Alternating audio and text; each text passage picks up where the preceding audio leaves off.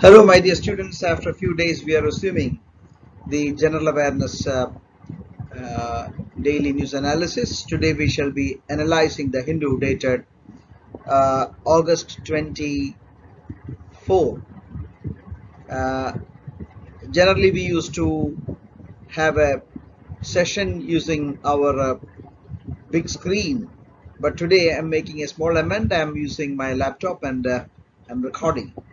But of course, the content would be meritorious, I assure. Um, so we shall start anyway.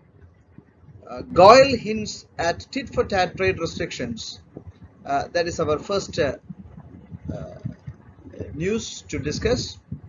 Uh, Piyush Goyal is our trade minister, and he says that he was discussing with the industrial leaders, and he was focusing on certain decisions taken by certain countries to impose restrictions on exports from India.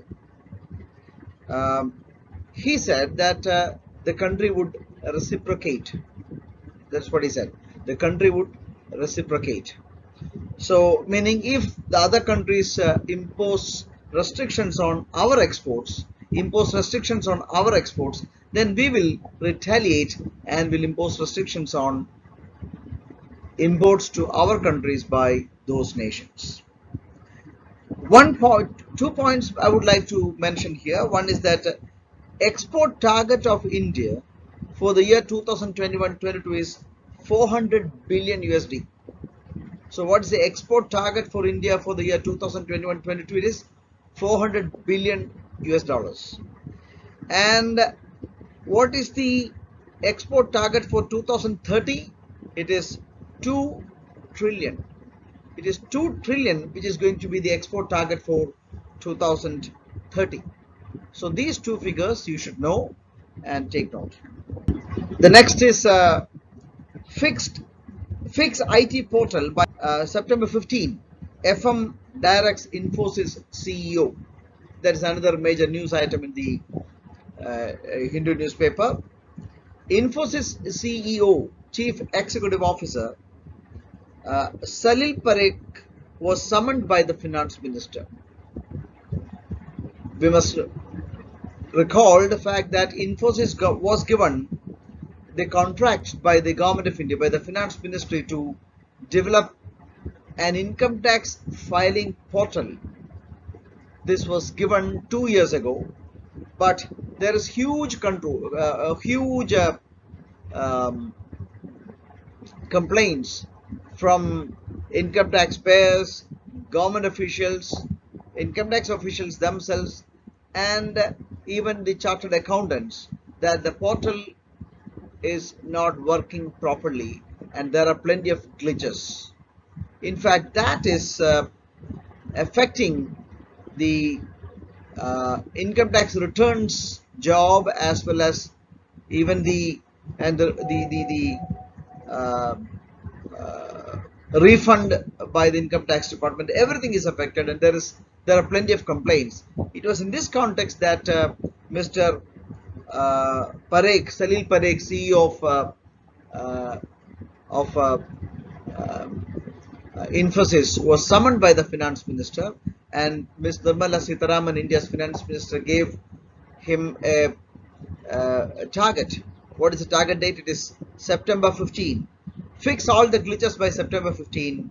That is what the dictate given by the finance minister to to Infosys CEO. Finance minister asked the Infosys to increase resources and solve the issues by September 15. A very important information, and please go through the news item. Staying invested. This is an editorial by the Hindu.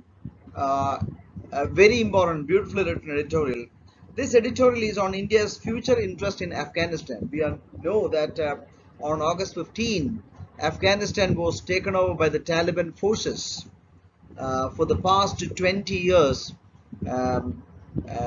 American and NATO forces have been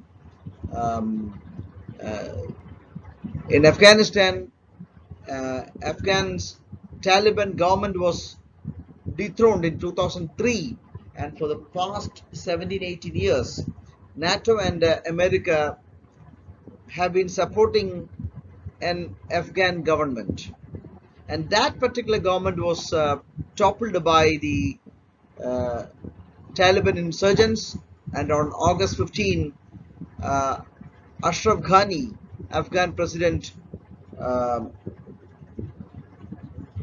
flew the country. Now Taliban has taken over, and what is going to be India's stance on Afghanistan? For many years, India was reluctant to speak to Taliban um, because our stand was that we would not speak to terrorists. But governments of China, Iran, and Russia seem to have accepted Taliban and the new realities in Afghanistan. So, what is going to be India's stance on Afghanistan? Initially, when Taliban took over Kabul, India was speedily airlifting embassy staffs, other Indian nationals in Afghanistan, and India was speeding up all the efforts to give quick visas to Sikhs and Hindus who are residing in Afghanistan. But the strategic question, of what is going to be India's diplomatic relations with Afghanistan, that seemed to be still unclear. Um, we all know that for the past 20 years, India has built huge interest in Afghanistan. We gave a lot of assistance to the then Afghan government. We tried to create a lot of infrastructure for that country. We helped them script a new constitution, and we invested heavily in Afghanistan. We strengthened their election commission. We helped them conduct elections.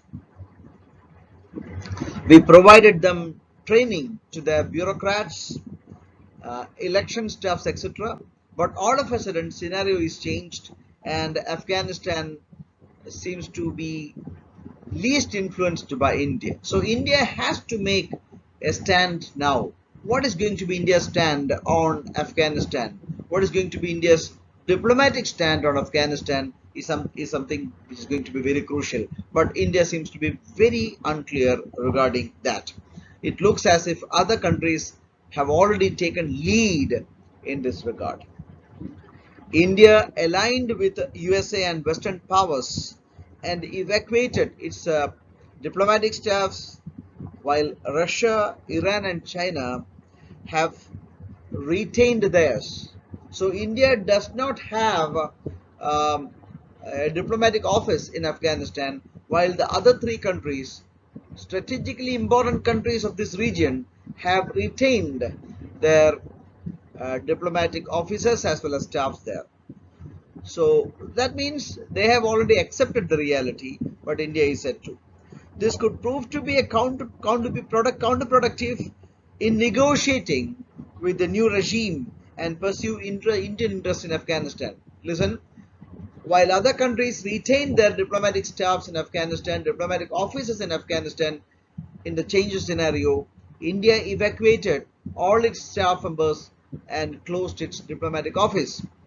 So this may prove to be counterproductive because negotiations with the new regime in Afghanistan will become very difficult in the absence of a diplomatic crew in Afghanistan. So please read, it's a very good editorial, try to understand.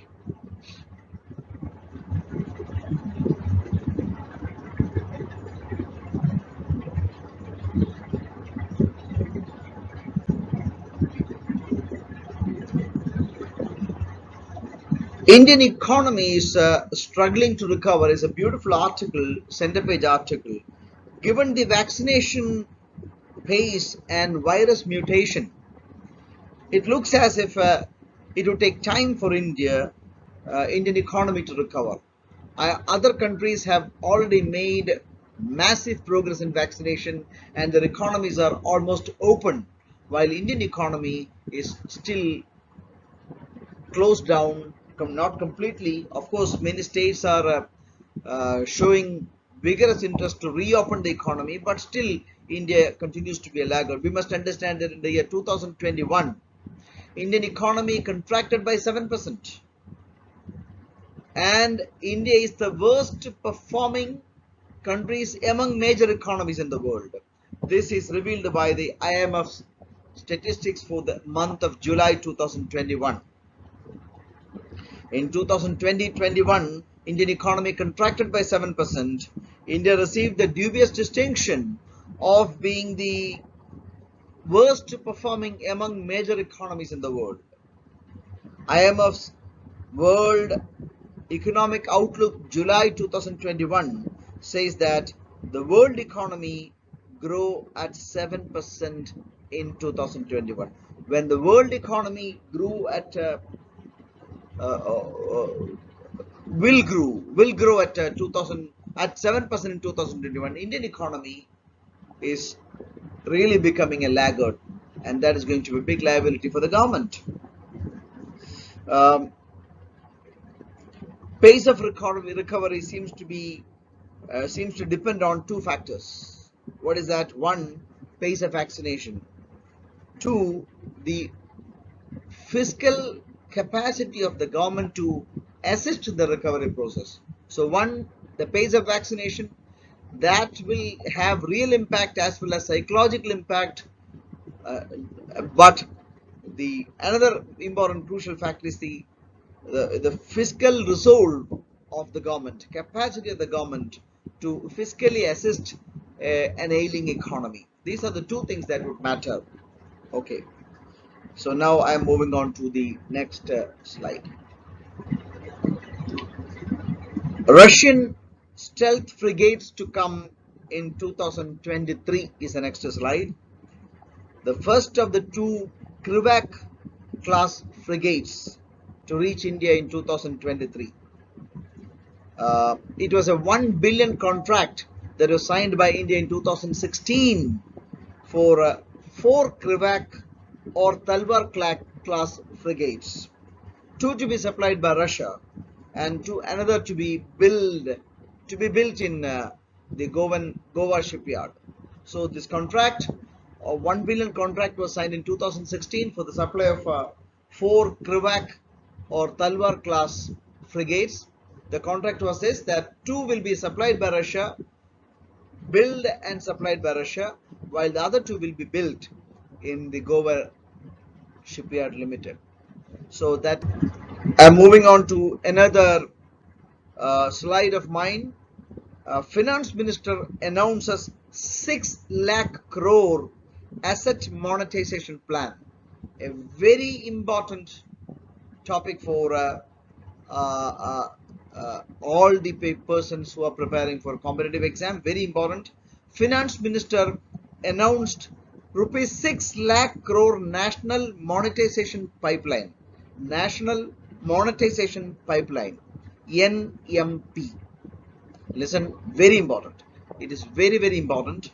It is nothing but liquidating governmental assets. It is nothing but privatization. 25 airports and 40 railway stations are to attract private investment, meaning they are privatizing 25 airports and 40 railway stations. This is the first step towards privatizing. Under the plan, private firms can invest in projects for a fixed returns using INVIT route, as well as operate and develop the assets for a certain period before transferring them back to the government agency. So it is for a few years that these assets will be given to the private sector. They can develop and run and get a fixed return, and after that they will return it to the government. But there is every point to suspect that these are all privatization moves. Stating there is stating that there is no transfer of ownership. The government clearly says that there is not going to be any transfer of ownership of land, and the finance minister said NMP talks about brownfield assets. What is meant by brownfield? Greenfield means new.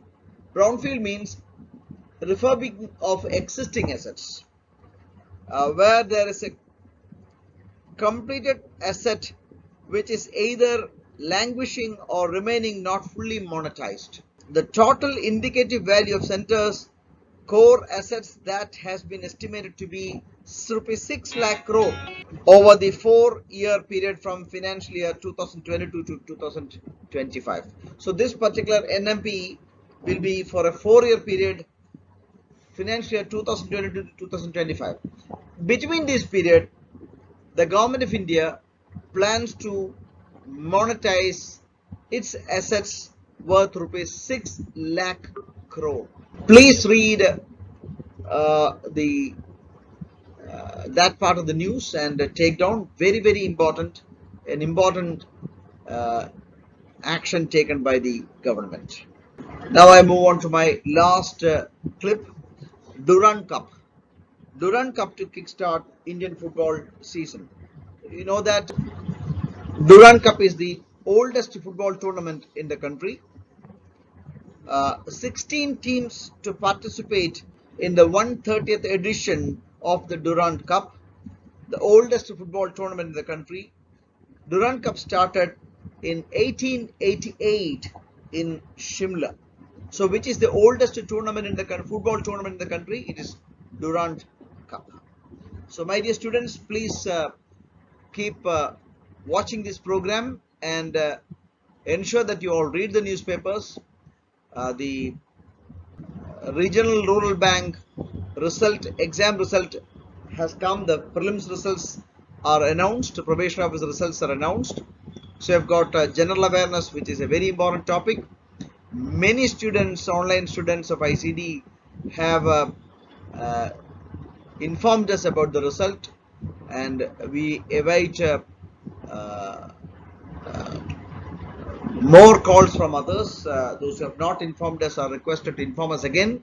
So there will be there have been classes for mains examination for the past many a month we are conducting. SBI, of course, all the exams have the same pattern, so that mains examination live classes are available at 1:30 every day. So please watch at the feed section of our application, the landing page of the application, to know about the live sessions on a daily basis. Make sure that you all read the newspapers, watch the programs, remain enthusiastic. Day 41 to day 70 of the app cover questions on main sections, mains examination, clerical mains, and 71 to 100 we are covering PO mains. So please read, please do the questions, please read the newspapers, remain enthusiastic. That's the way to succeed. We shall meet again discussing the Hindu dated August 25 tomorrow. Thank you very much. Have a nice time. Bye.